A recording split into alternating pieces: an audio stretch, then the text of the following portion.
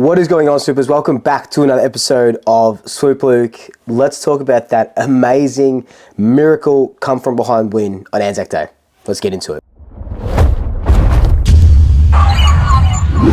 So before we get into it, episode is sponsored by Footy Live. Again, not getting any payment or anything for this. I just absolutely love the app, and I love that they're teaming up with me for the rest of the footy season. So make sure you check it out. Links down below.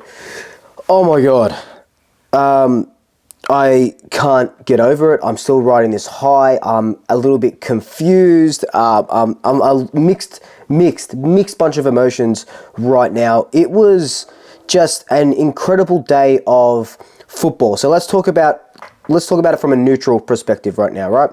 Anzac Day, the biggest home and away game of the season, just for not only the spectacle, but just what it means to the Australian and New Zealand Army Corporation, obviously Anzac. And just what the day means to soldiers past, present, and future, obviously. I love what Collingwood and Essendon have done. And, you know, you can ask any other supporter from any of the other 16 clubs that don't participate on this exact day. They'd be envious, they'd be jealous, and they'd be appreciative of what we have, Collingwood and Essendon, have been able to achieve and everything that we've been able to do. Now, 95,000 people, right, watched yesterday's game. So that is the second highest crowd, home and away crowd, in history since I think it was a Collingwood and Melbourne game, 1958 or something like that, but years ago, right? But it is the biggest Anzac Day crowd, beating the original Anzac Day crowd of 94,000. So 95,000 people witnessed one of the biggest Collingwood comebacks. I think it was ranked second of Collingwood comebacks, definitely in the top five, from a three-quarter time deficit. Incredible. It was, man, look, I'm still lost for words, you know, posting all about it on Instagram and Twitter and stuff like that, but I'm still lost for words as to what happened. It was one of those games where we had, you know, I know we were sitting third and stuff, but when you look at it, we sort of had our backs to the wall. No ruckman going up against Draper and Phillips, who have just monstered the competition. That's pretty much why they're sitting, or were sitting second on the ladder with 4 and 1, you know, win line, sorry. And, you know, we don't have Dan McStay. Mason Cox isn't floating in the forward line. We're missing a couple of players. So, and Taylor Adams, of course, Nathan Murphy. So it was very backs to the wall performance. And that's not taking anything away from Essendon. They've been very good this season. But for me personally, you just go into this game, you think it's either going to blow out or it's going to be a really, really close game. And it started off really well. Really well for Essendon, really. You know, they kicked the first couple of goals, then Jordan DeGoey kicks that goal at the end of the first quarter that we absolutely needed, of course. It was our only goal for that first quarter. Then we started pegging them back. We, you know, Jack Ginnivan kicks one. He loves kicking it on Anzac Day. Scott Pendlebury kicks one as well. But then Essendon sort of come from nowhere and they restrict us. They tighten the noose almost, and they're just putting on goals. And by three-quarter time, we're down by like 5 goals. And I remember turning to Dad, and you'll see much of it on the vlog as well, but I just remember turning to Dad and being like, we need 6 goals to win here. We need 6. That's insane. It's almost unheard of. And I know that we're the never say die pies, and I knew we were going to fight right until the final siren, because that's what we do. But it was just, we needed 6 goals, and we needed a miracle. And we absolutely got a miracle. We came from the clouds, kicked 7 goals in that last quarter, and it was just scintillating football.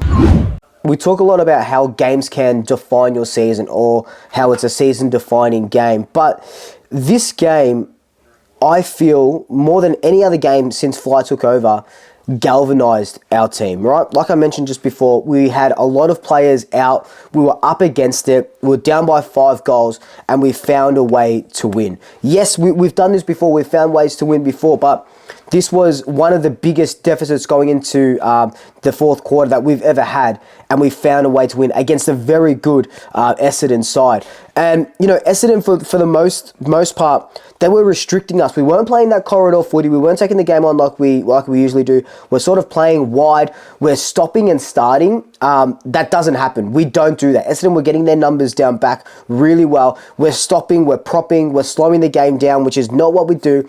We don't have that run and carry. We're not playing that Russian roulette football.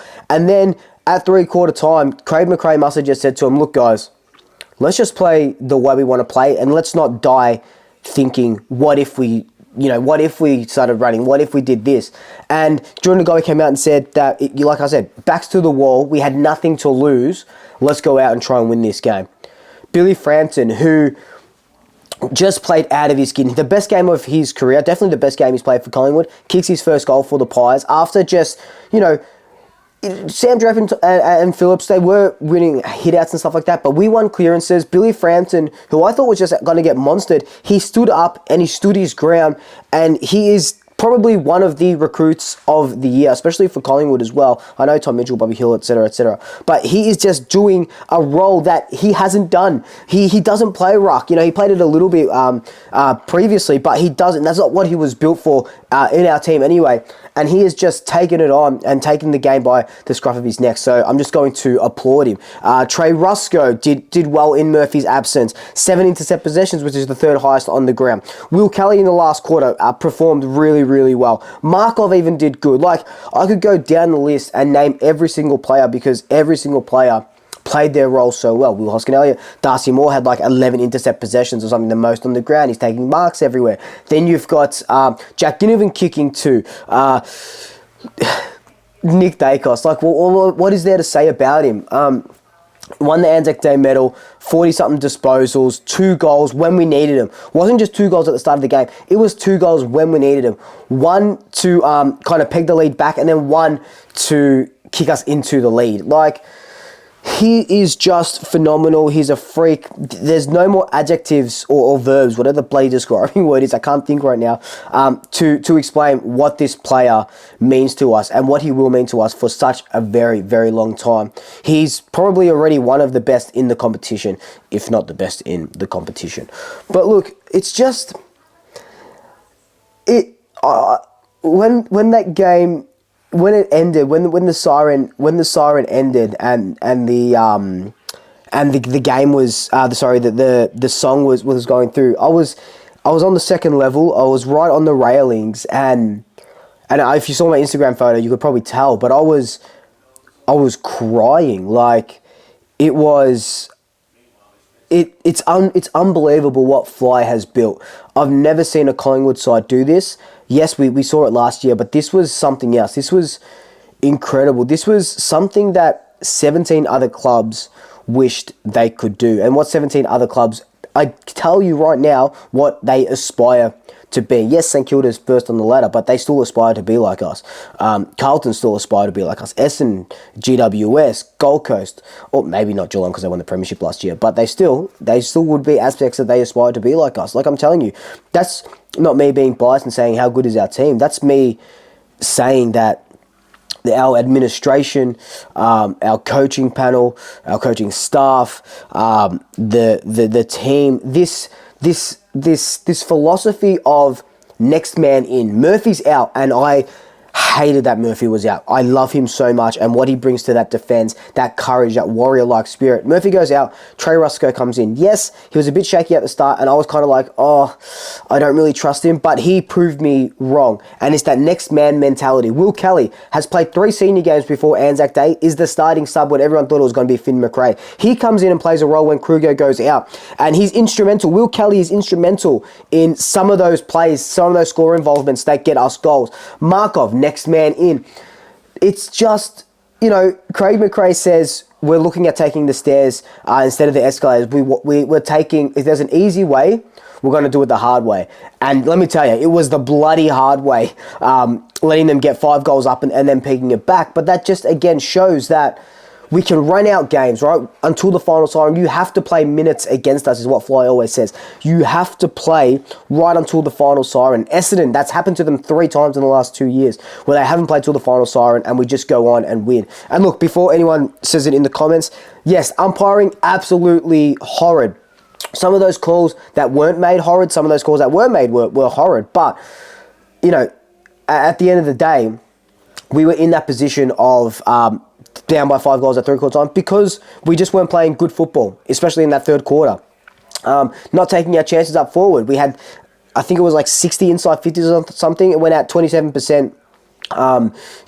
Scores from those 60 inside 50s, so something crazy like that. So, yes. Oh God, I just can't believe what this team has been able to do this season. We're sitting 5-1. Our only loss coming against Brisbane Lions. We're equal first. You know, St Kilda are better than us because of percentage, but it's really, really, really exciting. Like, if you can't tell from how giddy with excitement I am right now. It's a fantastic time to be a Collingwood supporter, and I don't know what this means. We're six rounds into a 23 or something round season. Like, I don't know what this means for August, September. I don't know if it means that, you know, we'll go on and win the final or our grand final or whatever it may be. I'm just taking it week by week, and the lid is slowly coming off, but I'm taking it week by week. And this week was massive against Essendon. It was a massive effort. It was a Herculean effort. And something that every single Collingwood player, every single past player, every single fan, every single, maybe not neutral, but every single fan, Collingwood fan, could be proud of and say, either I was there to witness this amazing, amazing game, or, I watched this game and I am so proud of this team and what we're building. It is, get your tickets, jump on this bandwagon, jump on this train, because we're going to be in for one hell of a ride for the rest of the season, and I'm all here for it. Also, just quickly wanted to shout out Darcy Moore. That speech, go on my Instagram, go on Collingwood's Instagram, or AFL's, I think they posted it as well. That speech, absolutely incredible. I have never been more proud of someone to lead us into this new era of Collingwood than I am of Darcy Moore. A new age person is what they sort of call him. He is everything I aspire to be as a person, everything everyone should aspire to be as a person. Well educated, with just everything that he says. He is just next level. He is just something else, and there was no other person better placed to lead our club into the future than Darcy Moore, and I'm so proud that he's our captain. But look, leave your thoughts down below. Let me know all your thoughts about Anzac Day, your highlights, your lowlights. I'm sure there was stuff that I missed. Like I said, I can't articulate what I'm feeling right now. So leave your thoughts all down below, and I'll read them all, reply to them all. But until then, like, comment, subscribe, Tay family, Tay friends, Tay pets, and until next time, double checkers. I'll swoop you later.